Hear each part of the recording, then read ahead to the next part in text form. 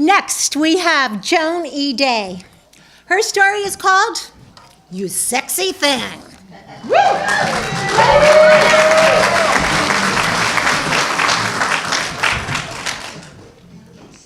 May 1974, New York City. Disco is hot, and so am I, to start a new life. December 1974, 15th Street between 1st and 2nd Avenue.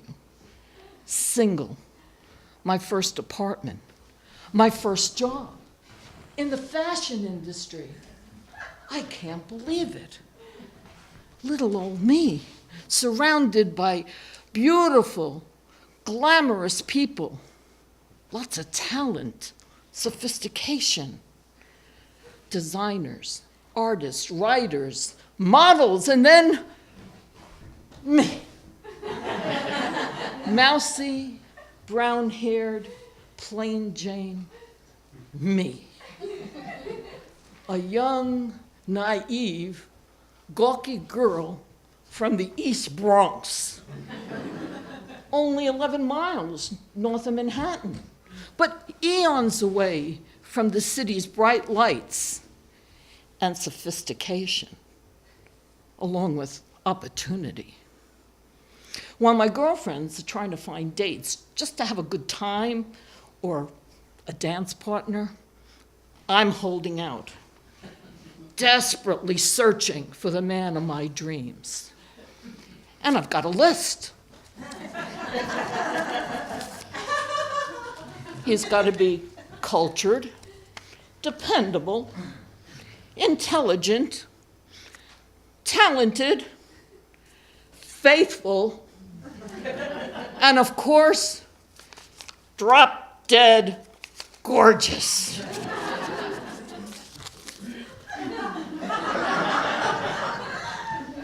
Married to a guy like this, my life, everything would be perfect.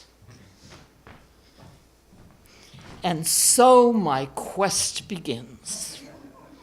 February 1975, 7th Avenue, the Garment District. Strategy: to find the outfit that's going to seal the deal to a proposal.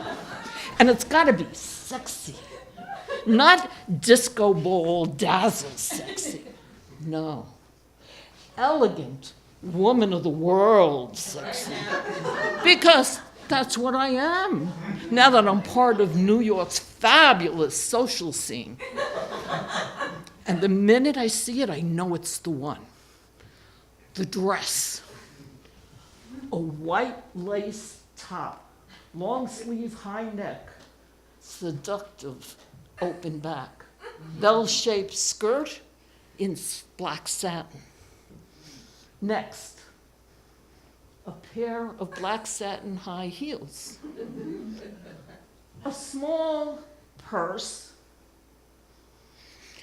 and a white strapless corset to pump up a little bit of my cleavage. Of course, I have to buy new makeup for a more alluring me. Oh, I forgot one more thing. Ha-ha! A red wig, long. Because Cosmopolitan magazine says red is more than a color. It's a way of life. In this outfit, I feel chic, sexy, terrific. June 1975, Central Park. The first time I wear my killer outfit, I'm dating a guy named Trey. He's a musician that I met at a club. There's nothing, girls, quite as romantic as a man who croons to you while strumming his guitar. We're walking in the park to go to a party. It's a beautiful day. Trees, flowers in bloom, people sitting on benches. I'm just telling Trey I think he looks sharp in his bell bottoms and polyester print shirt. Maybe too sharp.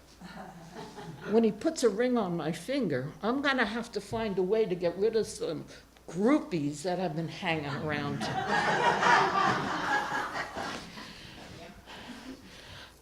Well, as the bench people begin to stare at us, he looks at me, does a double take. Bending down, he whispers in my ear, "I don't want to ruin your day, babe, but you left your hair on the branch of that tree we just picked."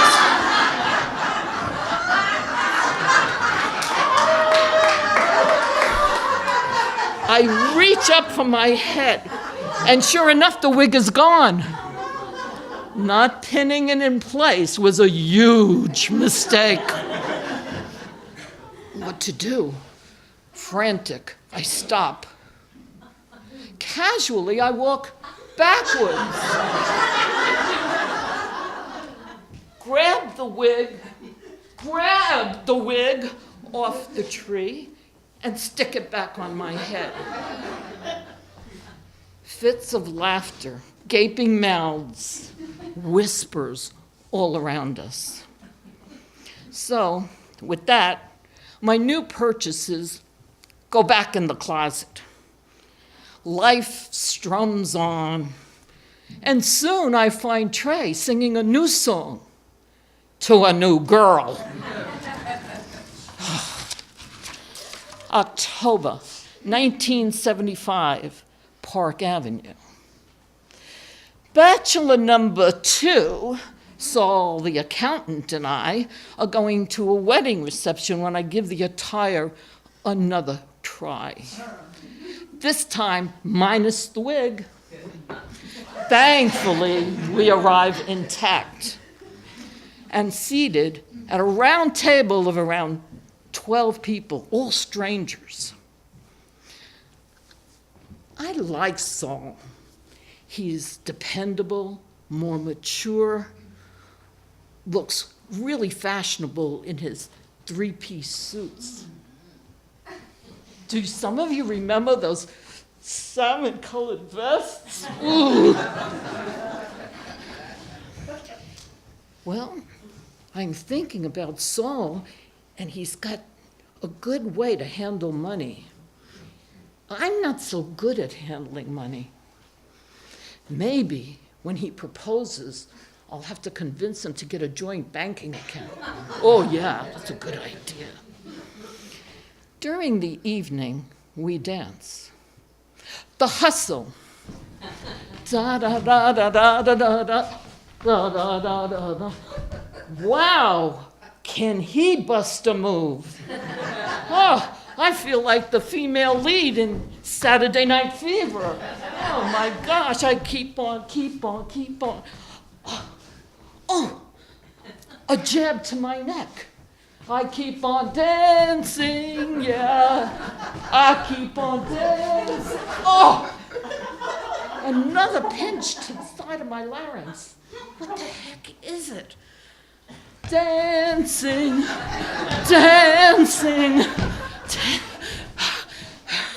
When we finally get back to our table, I figure I'll go to the restroom to see what's wrong. But then, ladies and gentlemen, please take your seats. The bride and groom will now cut the cake. So with that, I sit down, to excruciating pain. What the heck could it be? Another moment of panic. What do? I take my napkin and throw it down on the floor. Reach under the table and reach toward my neck, feeling around. Now, bear with me here. The stay on the side of the corset has a support, and the seam has unraveled. So the stay is crawling up the corset, through the dress, and into my neck. I pull it from the side, and I pull, and I pull. Oh, it's 1.5 feet long. What am I going to do with it? I try to roll it up and stick it in my little purse, but it keeps springing open and straightening out with a boing. With no other choice, I drop it under the table and leave it on the floor. When I finally come up for air, I find all these eyes quizzically looking at me. Several days later, my would-be Travolta dances a 6-count hustle step out of my life. Da da da da da da.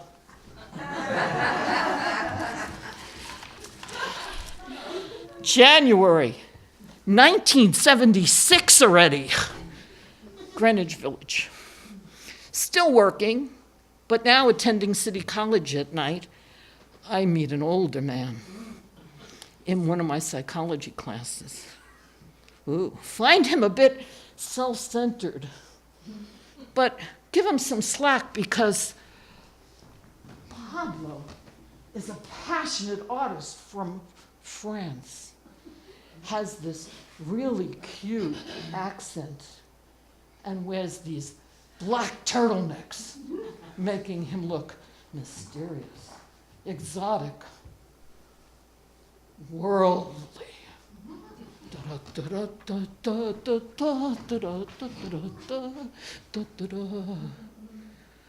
Wow, maybe one day soon I'll be honeymooning in Paris. Ooh la la! After several dates, casual ones, he asks me to a gallery opening where I'll be meeting some of his friends and business associates. Oh, out comes the ensemble again. During the evening and conversation with them, I suddenly feel light.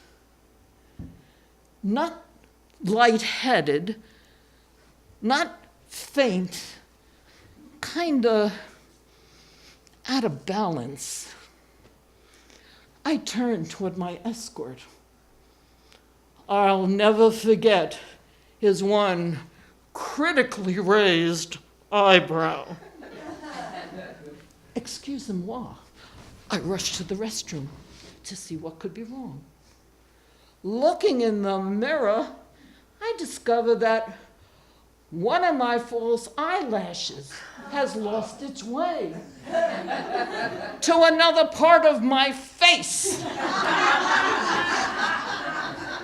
I quickly rip the eyelash off my cheek and plant it back on my eyelid and return to the gathering,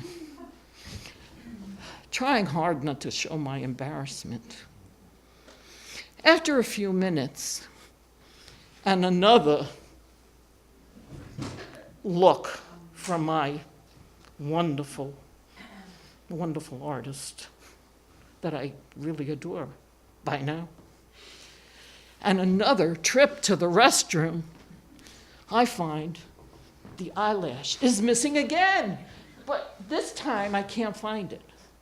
So I put it in my little purse, the remaining one, and once again, I return to the party.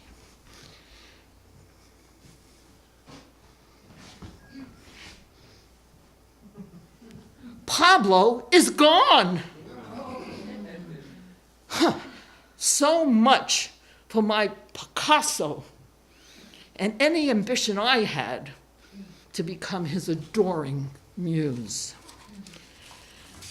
Later that night, tired, at home, I take my little purse and dump the contents into my work handbag in preparation for the next day. January 1976, the following afternoon, 14th Street. On the crosstown bus going home from work, I reach into my handbag, find that false, by now squashed eyelash. Wonder, as it falls to the floor, what am I thinking? Am I that desperate? Am I that gullible to believe that an outfit was going to get me a walk down the aisle? And am I even ready for marriage? No. No. No. Perhaps I need to take a step back. I don't know what I'm going to do. All these things that have happened to me. But sure, I'm still working. I'm still single.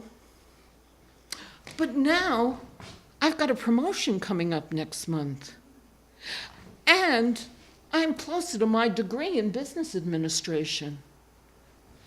And I kind of like the girl, now the woman I've become and see every day when I look into my mirror. I do. Sure, my life might not be perfect, but I'm doing okay on my own. In fact, I'm doing pretty well right now. I think I just might make it. No, I'm gonna make it. Yes, I'm gonna make it from now